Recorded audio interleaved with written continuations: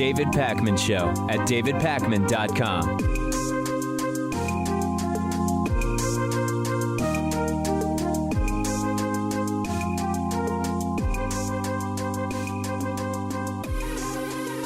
Welcome to the show, a very special Shana Tova to everyone who is celebrating the new year today. But even that could not keep us away from the show today.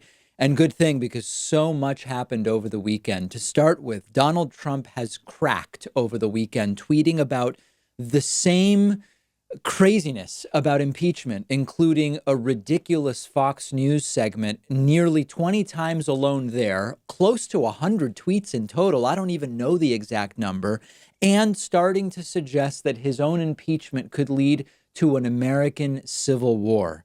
We're going to get to all of the elements of this. Donald Trump tweeting endlessly, a Fox News segment that reeked of desperation. I am coining the term agit-trash today, because the term agit-prop is not quite accurate. It's a little too Soviet in its connotations to describe what it is that Fox News has been displaying in defense of Donald Trump against impeachment. So I'm calling what Fox is producing and Trump is tweeting out, better named agit-trash. Let's try to get that one into Urban Dictionary. Trump also threatening civil war if he is impeached, truly losing it. So let's look at this extraordinarily childish, embarrassing, deluded behavior of what is ultimately a panicked and terrified man. That's what we have today in Donald Trump.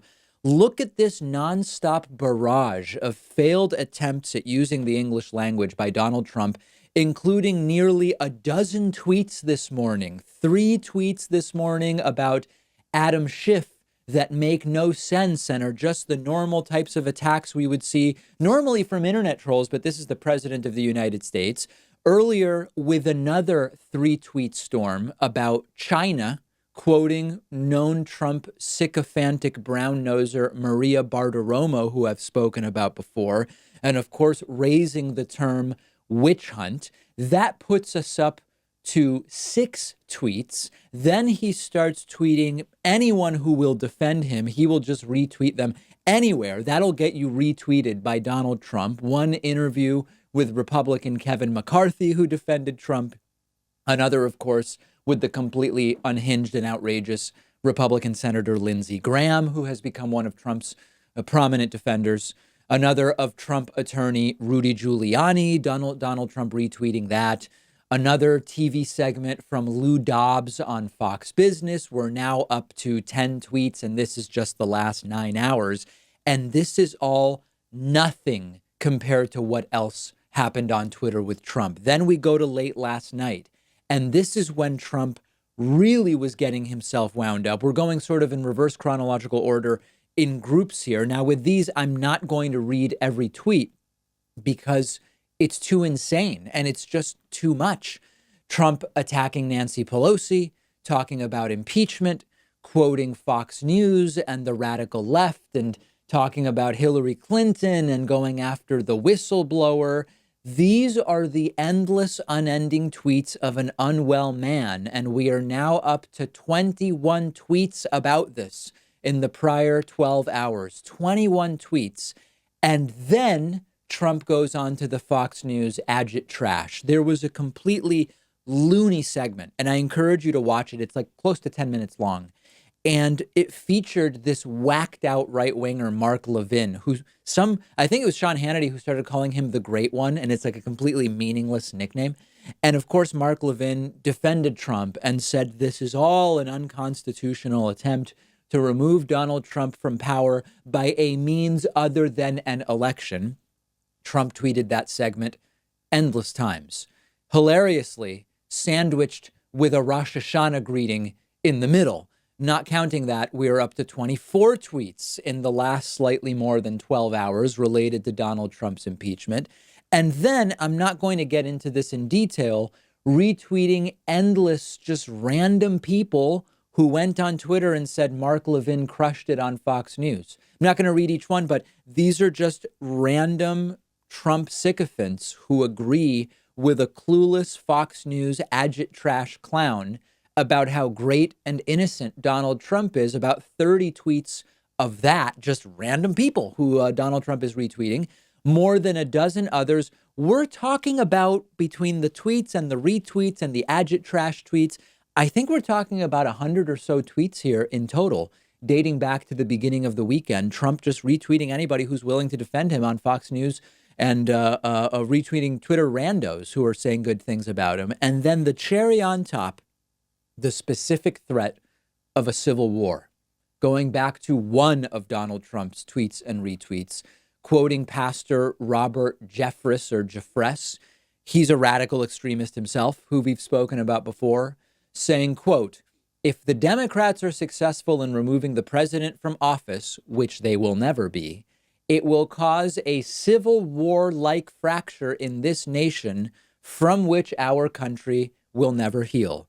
That's Donald Trump quoting Pastor Robert Jeffress via Fox News on Twitter. This is not the behavior of a well person. This is not the behavior of an innocent person. This is not the behavior of someone who has no interest in interfering or tampering with witnesses in what is now an increasingly popular impeachment inquiry against Donald Trump, which I will talk about next. The only real debate, I mean, listen, when I look at this, nearly 100 tweets over the weekend, President of the United States, I don't debate, wow, does Donald Trump act like an innocent or guilty person? The ship has sailed on that debate.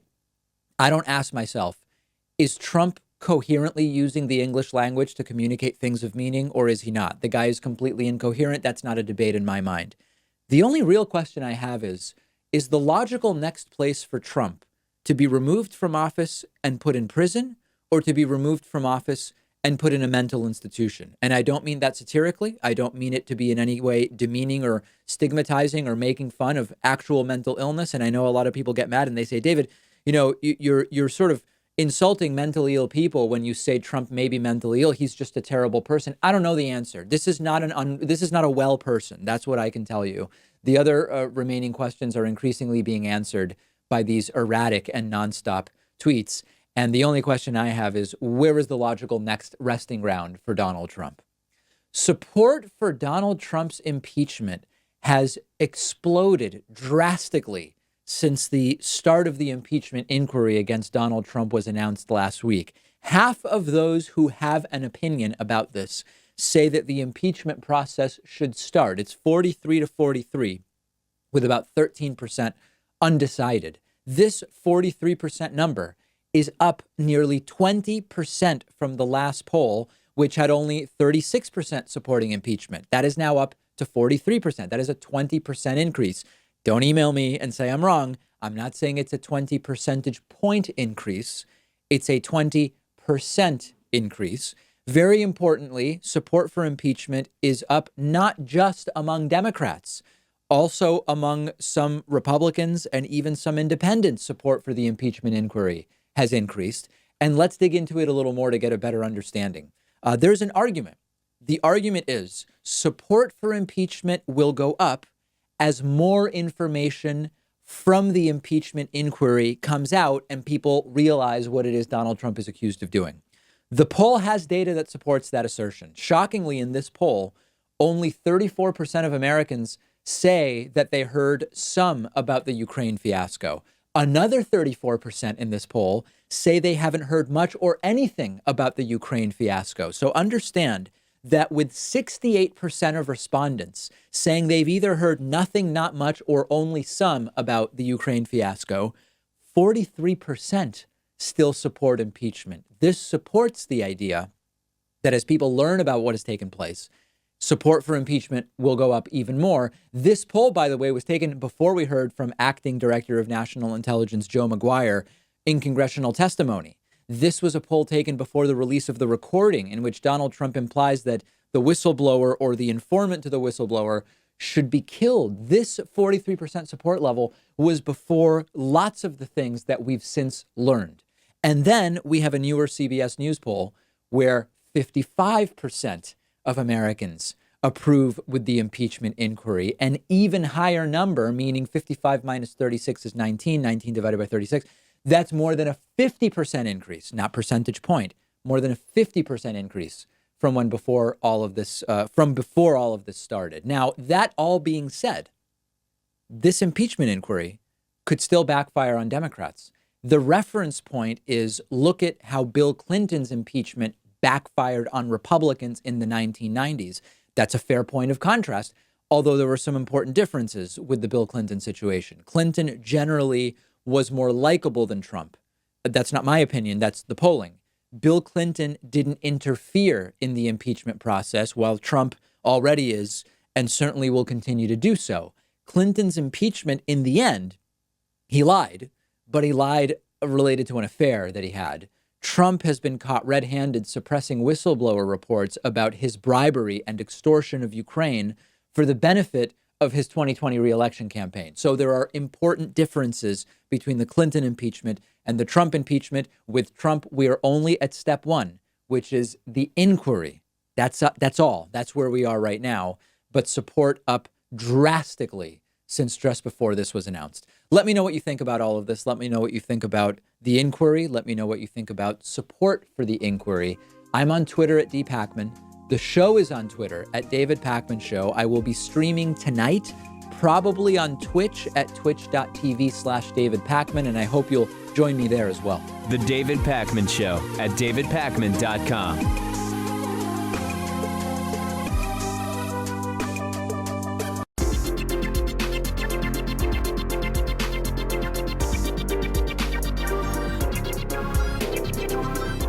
The David Pakman Show at davidpakman.com.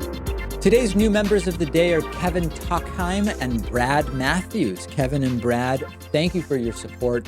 This is a program that is primarily funded by viewers and listeners who say, I like what you're doing, David. I'm going to sign up and contribute a few bucks a month or a couple $dozen for the year, which you can do at joinpakman.com. Takes under a minute to sign up. And I hope someday you will not only be new member of the day, but longtime sustainer of the day. Today, Nancy Bernard is our longtime sustainer of the day. She's been a David Pakman Show member for nearly 5 years. And I really appreciate your support, Nancy. Join these great people by signing up at joinpakman.com. I believe that the normal rates for membership are extraordinarily reasonable. But if you would prefer a discount, you can use the code THISIS2020 and it'll save you 40%. There's a political consultant who went on MSNBC and said, if you were supporting Bernie Sanders over Elizabeth Warren, given everything that we know today, you are sexist. I wish that this was a fake headline.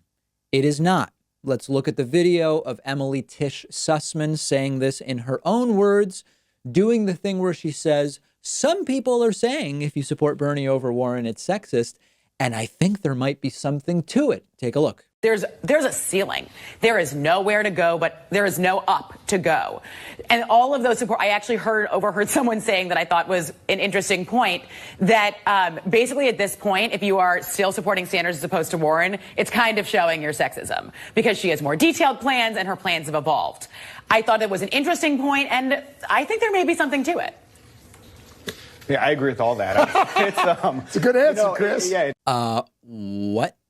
There are there's at least 3 layers through which we need to analyze this, 3 lenses through which we need to try to understand this.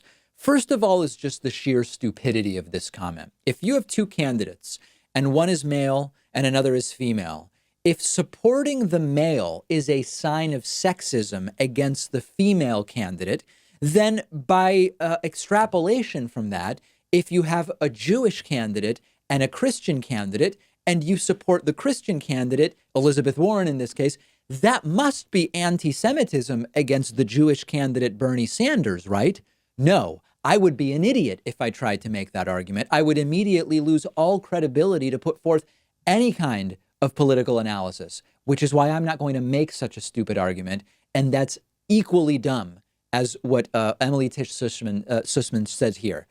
That's the argument that's being made. And I hesitate to even use the term argument because it's not really an argument. It's just nonsense. So that's problem number 1. The argument is idiotic. Secondly, we have here the growing problem that I've been telling you about. Last week, I did a segment where I said the critiques from left to left, the critiques among Democratic primary voters of other Democratic candidates are starting to get to be the level of toxicity that is going to hurt the eventual nominee and help Donald Trump in 2020. Okay?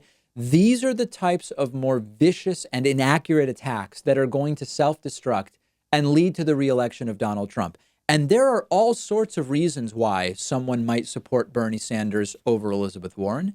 And there are reasons people are supporting Elizabeth Warren over Bernie Sanders, none of which have to do with religion or gender. Bernie, for example, has been clear that Medicare for all is the path forward for healthcare. Now, you can agree or disagree with that. That's his position. Elizabeth Warren has been more wishy-washy. Now, you might agree with Warren. There are reasonable people who can say, you know, I don't want to put all my eggs in the Medicare for all basket. And so I like Elizabeth Warren's more open-minded approach. Or you could say, I don't see Elizabeth Warren as open-minded. I see her merely as wishy-washy and unwilling to take a position. I'm going with Bernie on this issue. None of that has to do with religion. None of that has to do with gender. Warren voted for a bigger Pentagon budget. Bernie voted against it. That might be a reason to vote for Bernie. Has nothing to do with sexism, obviously. Bernie won't take corporate PAC money in the general, and Elizabeth Warren will. There's a big argument to be had about that. On the one hand, do you want someone who is potentially going to be at a disadvantage merely because they're saying, I won't take PAC money and my opponent will, and that hurts me? Or you could say, I love that Bernie is not going to compromise principles and he is not going to take corporate PAC money in the general. Whatever, right? I'm just telling you what the arguments are. To say that supporting the male candidate, because as Emily Tisch Sussman said, Warren's plans are more detailed, supposedly, is absurd and pathetic. It actually is. It's so sad that this is what things have come to. These are ridiculous attacks that are baseless at their core, but they're destructive to the movement. There are serious critiques and disagreements anyone can have with Bernie or with Warren, but this is absurd, childish, and counterproductive. Now, the other thing, layer 3, as we might call it, is that this particular consultant or pundit or whatever, Emily Tisch Sussman, she is part of the Democratic establishment that has shown that they don't like Bernie. She's the former vice president of campaigns for the Center for American Progress, an establishment Democratic outfit. Her father, Donald Sussman, was one of the top Hillary donors in 2016, donating more than $22 million to Hillary. So I think you probably understand what's going on here. This is truly terrible stuff. You hate to see it if what you care about is removing Donald Trump in 2020. And unfortunately, more and more Democrats are doing it. I'm not saying everybody's the same. Not every candidate has this going on to the same degree. But we've seen enclaves of toxic Bernie supporters. We've seen toxic enclaves of Bernie detractors. We've seen Biden supporters who are doing right-wing talking points about socialism and communism, about Bernie and Warren. We've seen anti-Biden people that are going well beyond what the evidence tells us should be the case against Biden into what are smears. We've seen Warren detractors. We've seen the cult of personality around Tulsi Gabbard with some of her supporters. Yang supporters, some of them have been going over the line. This is getting bad. This is exactly how we lose. And I hope, what else can I say? I hope that everybody realizes this and abandons this strategy. Now, speaking of which, this may be one of the last segments I do about Tulsi Gabbard, okay? And it's an interesting one. Tulsi Gabbard gave a ridiculously laughable interview to cultural critic and arbiter of big ideas, Dave Rubin, wherein she accepted Dave Rubin's ridiculous right-wing framing of questions uncritically, much the way that many of the candidates did during the early 2020 Democratic presidential primary debates. And Tulsi Gabbard has now also started to attack Elizabeth Warren in ways that are absolutely ridiculous. She is also stepping back from Medicare for all. So let's look in detail, okay? On NPR's WBUR, Tulsi Gabbard was asked about Medicare for all, and she was squirrely once again, saying, quote, "Yes, I support it. I prefer to call it Medicare choice, where we are ensuring quality health care for all people, regardless of how little they may have in their pocket or their bank account, while maintaining their freedom of choice. If they've got an employer-sponsored plan or a union-sponsored plan that they're happy with, they should have the opportunity to do so." Who's talking about taking away whatever plans can survive in the market if people want them at what they will cost if a lot of people abandon those markets? This is the Republican framing. And these are the right-wing questions at debates that need to be called out as such. She's asked, do you support Medicare for all? She says, well, I support choice because I don't want people having the plans they have taken away if they like them. That's the right-wing framing around this issue. The issue is not making private insurance illegal. Here's a clip, similar question that was asked. I also believe, like every other developed country in the world that has universal health care, that there is a role for private insurance to play for those who want it. Do you think for those who are embracing taking away private insurance from people, ultimately, is that just strategically, politically, a non-starter?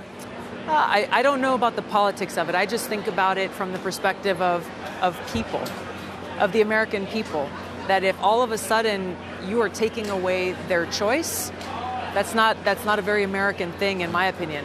I think our responsibility as leaders is to meet the challenge and address the problems that people are facing, that they are suffering because of big insurance and big pharma's influence over our healthcare system for so long, how they are profiting on the backs of sick people. So let's do our job, try to bring down the cost of healthcare in this country that's exorbitant, make sure people can get the quality care they need, and if they still choose that that's not what they want, they can go get the private insurance. Focusing on you shouldn't take away people's choice. This is Republican framing. The debate over making private insurance illegal is not the real serious debate. This is a silly talking point that is being used by people who want to avoid simply saying, yes, Medicare for all is the way. And you know what? You don't have to say that. I would listen, I don't agree with Joe Biden's position on healthcare. I just think he's wrong. I don't agree with it. But he's at least being upfront that he doesn't see Medicare for all as the path. He's telling us he wants to play around the fringes. He wants to tweak Obamacare, public option he's talking about. He's telling us what it is that he supports. This is the way that people talk about Medicare for all when they want to avoid saying, yes, I'm for Medicare for all, period, or no, I'm actually against it. They do this exact language about, I don't want to take away people's choices. Now, what's crazy is that there are Tulsi sycophants who just won't stop accusing anyone who points out what I'm pointing out here of misrepresenting her or of being a bad faith person. This is the exact thing that the Jordan Peterson sycophants say. Anytime you critique Jordan Peterson, you are accused by his followers of misrepresenting what he said. And that is exactly what is happening with the many people who heard what Tulsi said and realized it's not really making sense. And then really lame and also somewhat funny, she attacked, Tulsi did, Elizabeth Warren for being unqualified to be president. Take a look at this. So you've been critical of Senator Harris in the past and even went so far as to question whether she was prepared to be commander-in-chief. We now see Senator Warren really rising in the polls. She's first in a lot of national polls and several state polls as well, early state polls. Do you believe that she's prepared to be commander-in-chief? I haven't seen much come from her in the way of what kind of leadership and decision-making that she would bring to that most important responsibility that the president has as commander-in-chief. And just as a soldier and an American, that's very concerning for me. So, you know, for voters, I think that's an important thing to look out for from everyone who's running for president is what kind of experience do you have in this area? What kind of depth and understanding do you bring to these very nuanced and complex issues with how the United States is relating with other countries, what kind of leadership we're providing in the world, and having the kind of foresight and judgment that we've seen leaders from across both party lines have lacked for far too long that have brought us to this position where, you know, for all three of us, we've seen our country at war for the vast majority of the years that we've been alive. What is Tulsi talking about? And of course, you know, the necessary, both sides have lacked leadership. Okay, but in very different ways that are not even remotely equal. So here's the deal. First and foremost, for Tulsi to attack Elizabeth Warren and say Elizabeth Warren is unqualified to be president, you could generally say we need fewer lawyers and business people and career politicians in government. Instead, we need scientists and, you know, what you could have that general conversation. And that's a very good conversation to have. But for Tulsi to say Warren's not qualified, to the extent that being an elected official qualifies you, Tulsi's a member of the House and Warren's a member of the Senate. If you zero that out, then it's a debate. Is Warren's experience with the CFPB, her knowledge of the law as a law professor, her experience teaching school? Tulsi was in the military and was a local Hawaii politician. You can say neither's qualified in the way that we want presidents to be qualified. But for Tulsi to say Warren's not qualified is just a joke when she's the one also running for president, right? But here's the real issue with Tulsi and with other candidates. Let's step back a little bit from Tulsi and make this a bigger thing, because Tulsi's going to be gone soon. She's got no shot at this thing. The cults of personality around some candidates are problematic. Tulsi Gabbard has a huge cult of personality around her. I've been told, although I've never seen, that there are entire YouTube channels dedicated merely to doing Tulsi apologia, defending anything she says, no matter how outrageous. I've been told there are similar channels around Andrew Yang. Can you imagine a YouTube channel whose very existence is just devoted to defending one candidate like they are sort of heroic or almost deifying them in some way? And I remember back in 2016, there were channels that popped up like that around Bernie Sanders. And I voted for Bernie Sanders in the 2016 Democratic primary.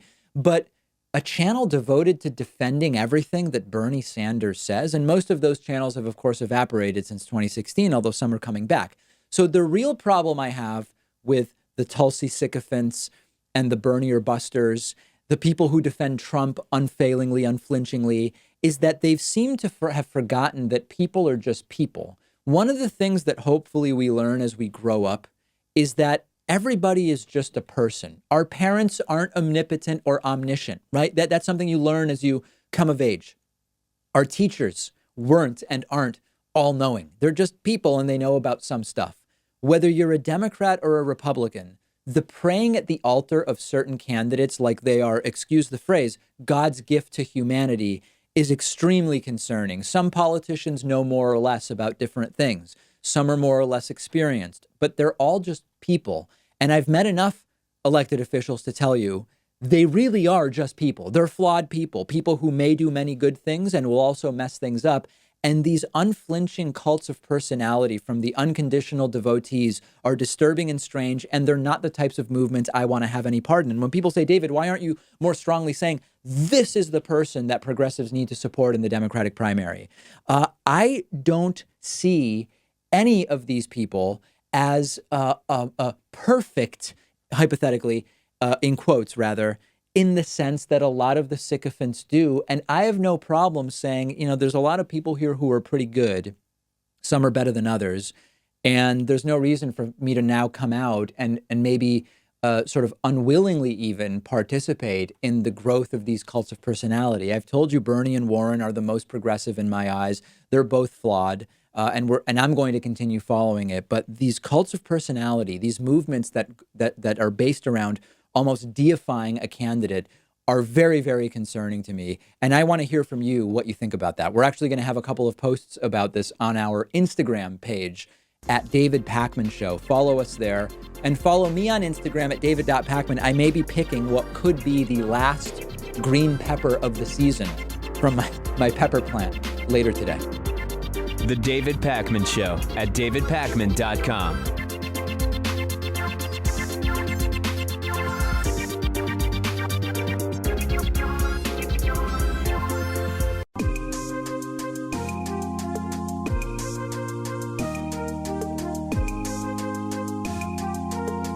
Welcome back to the David Pakman Show. All right, there's a new report that the Trump White House has been hiding not only the transcript with the Ukrainian president's phone call with Donald Trump, but also transcripts with Vladimir Putin, as well as Saudi royals, including the Crown Prince Mohammed bin Salman. And of course, is anyone surprised? Why wouldn't they? Who would believe that the White House has this entire other computer system for hiding things, and the only thing they hid was the transcript with the Ukrainian president? Of course they're using it for other things. And there are new reports which say that the transcripts from calls with the Russian President Vladimir Putin and a number of members of the Saudi royal family, again, including Mohammed bin Salman, are hidden on a separate server. Where does that ring a bell? Wasn't it Hillary who had problems with private servers and improperly handling information another instance of projection from Donald Trump. And of course, we already have the whistleblower complaining, alleging that this was done with Donald Trump's Ukraine phone call. And now the New York Times and CNN have been told by other sources that actually this is being done with all sorts of communication. So this is, number one, much worse than just one phone call. And then number two, it's also much worse than just Trump, because we are now getting more and more names of people that are being pulled into the circle of knowledge of who was aware that this was going on. There are allegations that Secretary of State Mike Pompeo and then National Security Advisor John Bolton were the only people in the room for some of these calls, which were then buried.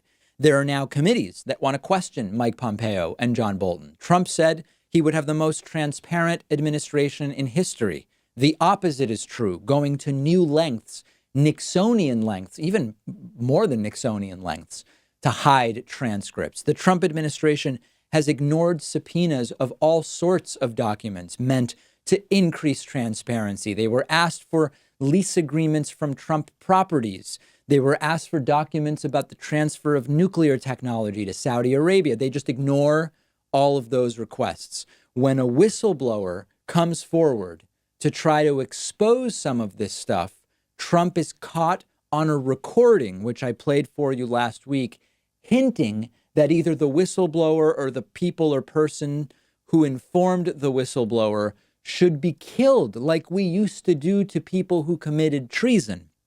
This is not transparent. This is transparently corrupt, better said, and they just don't care. And if you've been following the administration, you're not surprised at the minutia of it. But what you really have to understand, we're starting to think increasingly in post-Trump terms, because either in a year and a half or in 5.5 years, scary to think about, Trump's going to go. And the long-lasting impact will be not only all of those judges that he will have appointed by the time he's done, who will control the judiciary for a very, very long time, not only the alliances with other countries, our historic Democratic allies that Donald Trump has ruined relationships with, that will be one of the legacies. But what Donald Trump has done is so fundamentally at odds with democracy. And what you have to understand is that there is actually, in most democracies, even, liberal democracies, there is a portion of the population that wants tyranny, or at least they're open to tyranny rather than democracy, as long as they are the ones who get to enforce it.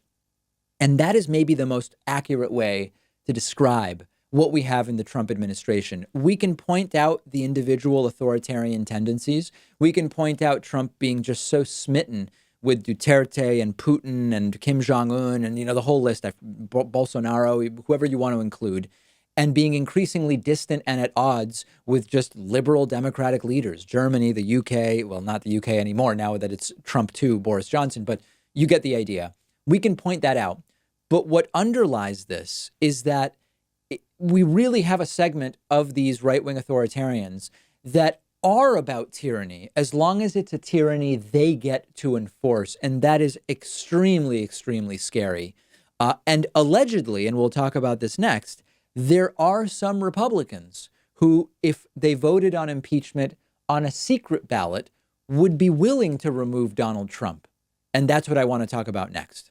Former Republican Senator Jeff Flake says that at least 35 Republican senators would vote to remove Donald Trump if the Senate impeachment vote were private. So let's back up a little bit.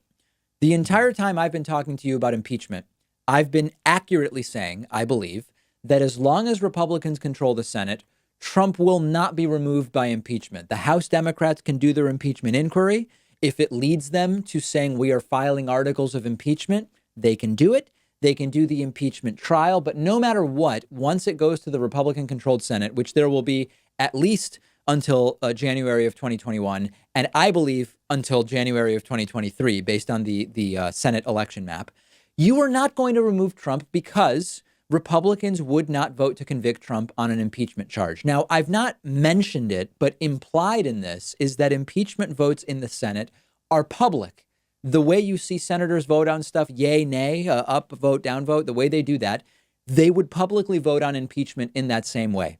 But in the back of my mind, and that of many others, was the question of, imagine that the Senate impeachment vote was not public, but instead it was private. So at the end of the vote, you would get the number of senators who voted to impeach and the number of senators who voted to acquit.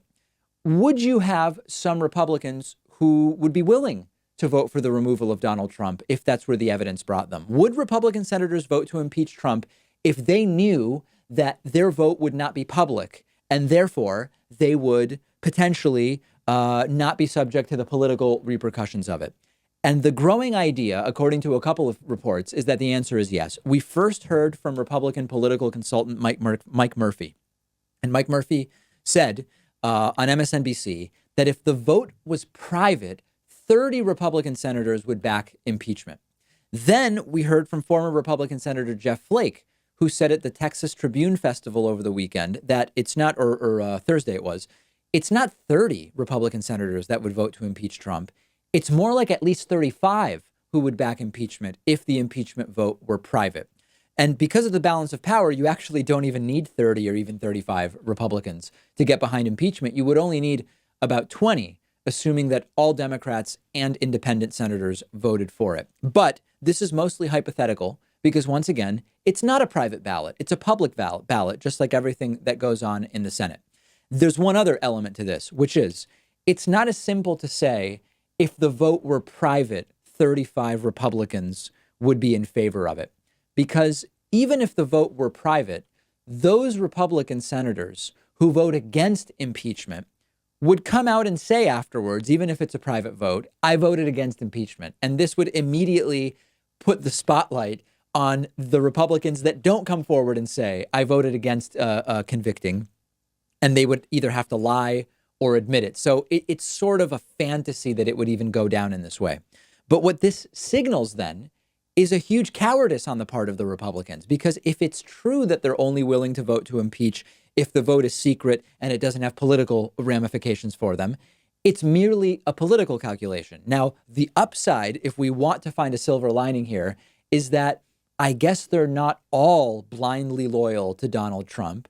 The downside is they're afraid to act on it unless it's done in a way that it will have no consequences whatsoever. I read a comment online when researching the story that sums it up as, they're not all traitors, some merely have no integrity. And it's not even just lack of integrity. There's also the issue of hypocrisy, because in addition to the lacking integrity, they would instantly be voting to impeach a Democratic president who had done all of the things that Donald Trump has done. This may not even be a decision they end up having to make. We're just at the beginning of the inquiry, which happens before articles are filed, which would happen before all of the other things that we've discussed. But if Jeff Flake is only 20% correct, if Mike Murphy is only 30% correct, that means that there would be the desire from enough Republicans in the Senate to impeach that it could remove Donald Trump. But mark my words, you are not going to see it under this current Republican-controlled Senate. Let's take a break. We will be back with much more right after this. The David Pakman Show at davidpakman.com.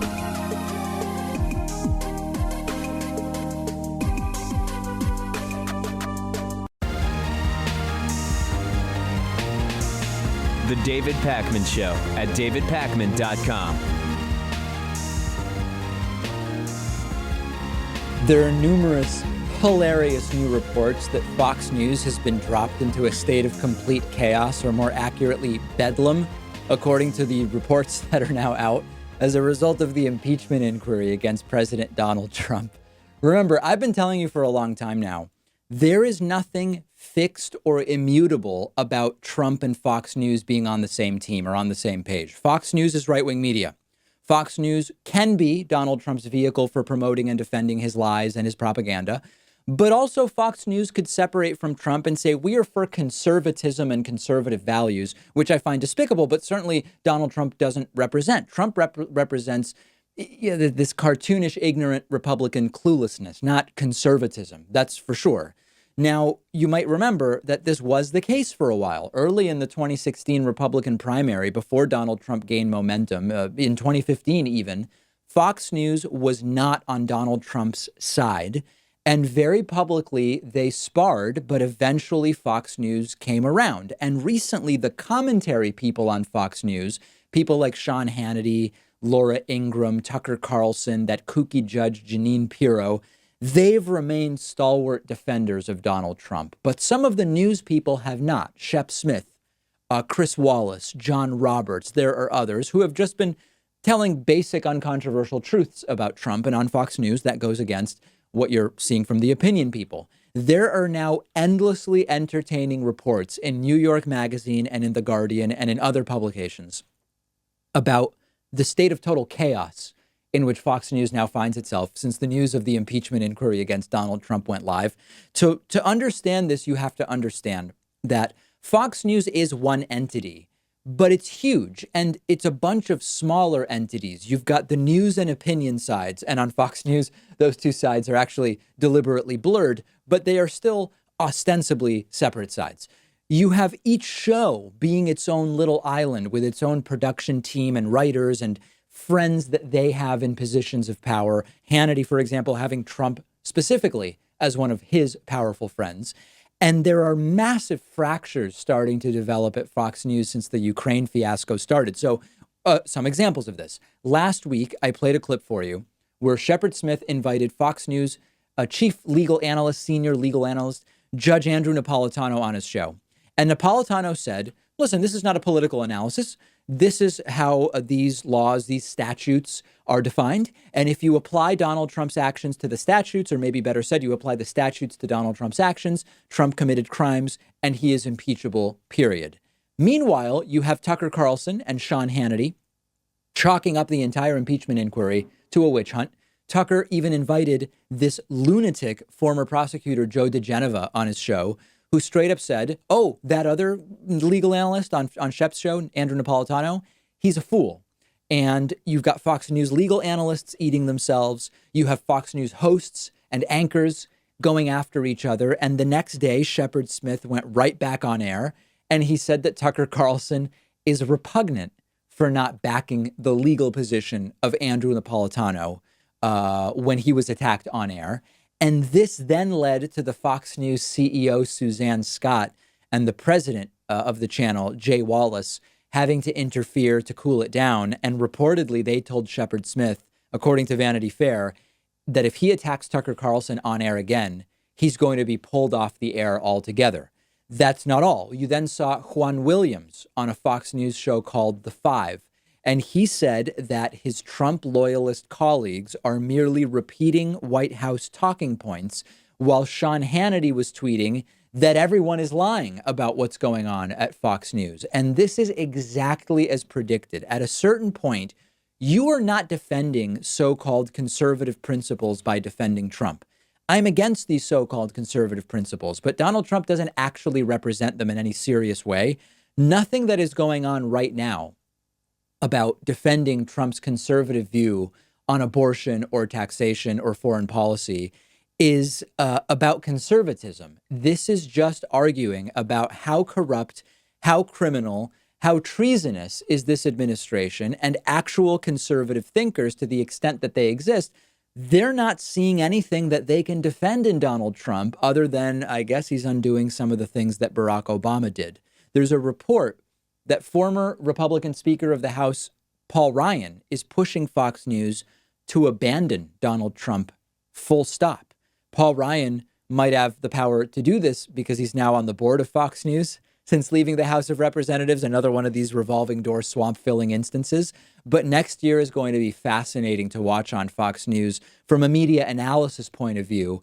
But we need to capitalize on this by punishing Trump, by making sure that Trump is removed from office, because we don't want this entire Fox News thing to be some mere curiosity or entertainment only. We want it to be productive in some way. They are starting to eat themselves.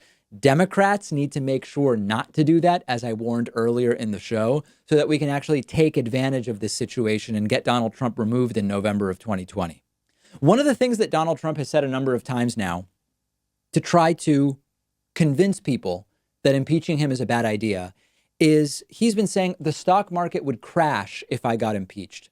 Now, it's not a crazy thing to suggest. Markets in general don't like instability. The removal of a president, or even the attempted removal of a president, is a form of instability. So it is reasonable to think, wow, if Trump were impeached and convicted for removal, the markets would absolutely crash. And Donald Trump has kept pushing this lately. He tweeted late last week, quote, "If they actually did this, the markets would crash." Do you think it was luck that got us to the best stock market and economy in our history? It wasn't. So put aside for a second that most stocks are held by relatively few people, richer people. And so the level of the stock market is not the best indicator of the health of the economy. Put that aside just for a second, okay? There's a good case to be made that markets would actually do really well and might even soar rather than crash if Donald Trump were impeached. Rick Newman from Yahoo Finance makes the case for this. And Rick points out that, number one, markets have been relatively stable since the impeachment inquiry was announced. You've actually seen very few big swing days one way or the other since the impeachment inquiry was announced. That's the first sign that we should question this so-called conventional wisdom of impeachment is terrible for the markets. But Rick Newman actually says markets would soar if Trump was impeached because the things that Donald Trump has done, which tend to boost stocks. Now, this is for better or worse. This is not me saying I agree with these policies, but Trump has done tax cuts and deregulation. Very often that boosts stocks. Of course, there's an expense to that as well, which we can talk about. Those would in principle stay if Donald Trump were removed.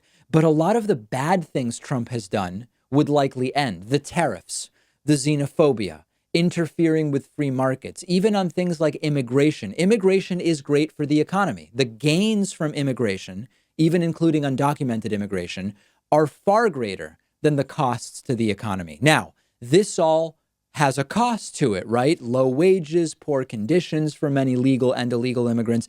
I'm not making a moral analysis here. I'm merely making an economic one for the sake of discussion.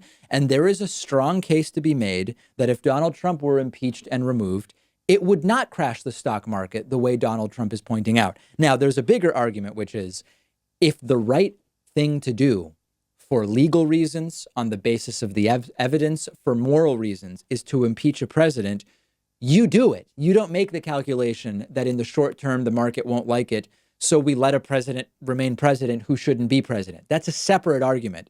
What we're talking about merely is the practicality and the logistics of the market will crash versus the market will soar if Trump is impeached. Let me give you another example. The craziness with Iran. What's bad for markets is the instability with Iran, which would probably calm down if Donald Trump was removed from office. Now, Rick Newman is also saying that if Trump were replaced with Pence, the economy would be much better off. I find Pence disgusting and it would be terrible.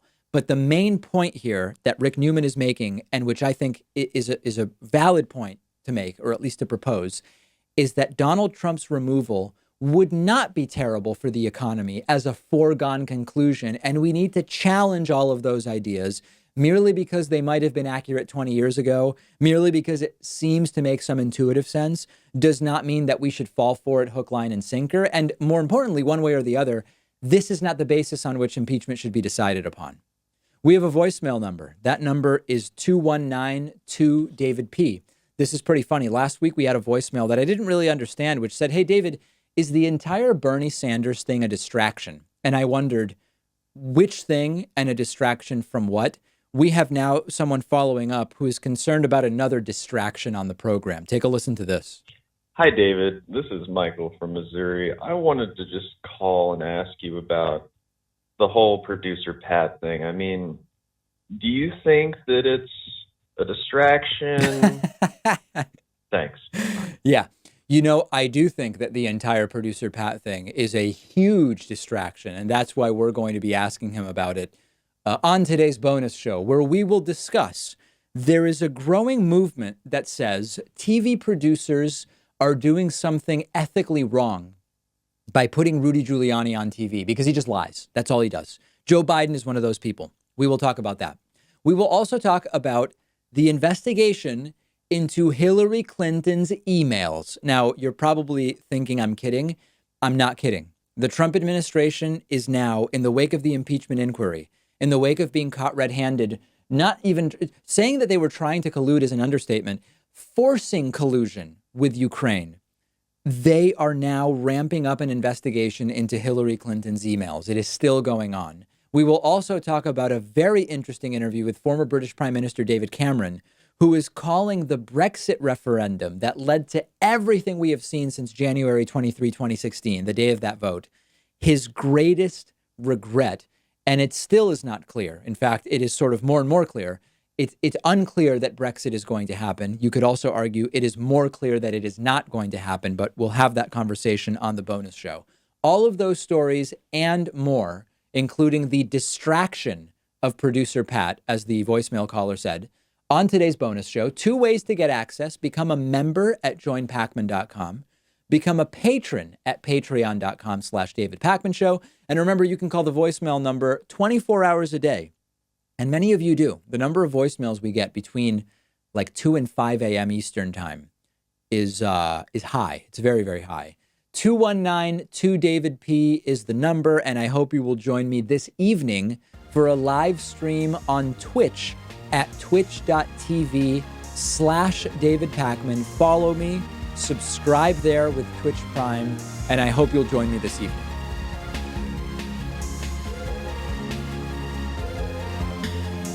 The David Pakman Show at davidpakman.com.